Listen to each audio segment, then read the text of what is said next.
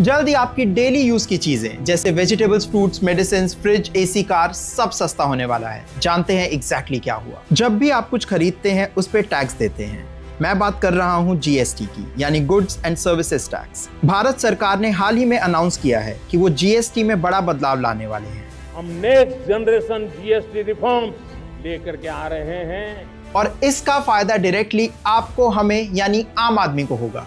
पर कैसे? देखिए, अभी जीएसटी में 4 स्लैब्स हैं, मतलब कुछ चीजों पे 5% जीएसटी लगता है, कुछ आइटम्स पे 12%, कुछ गुड्स पे 18% और कुछ पे 28%। और इतना ही नहीं, सिगरेट्स और लग्जरी कार्स जैसे सामान पे 28% के ऊपर और भी टैक्स लगता है। गवर्नमेंट प्लान कर रही है कि नए स्ट्रक्चर में 4 अलग अलग रेट्स हटाकर सिर्फ 2 रेट्स रखें। रिपोर्ट्स का कहना है कि 12% और 28% वाले टैक्स स्लैब्स खत्म हो जाएंगे और सिर्फ 5% और 18% वाले रेट्स को रखा जाएगा।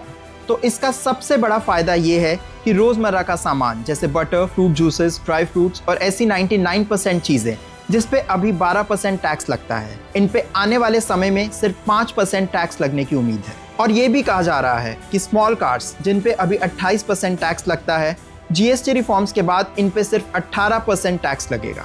मतलब कार्स भी सस्ती हो जाएंगी।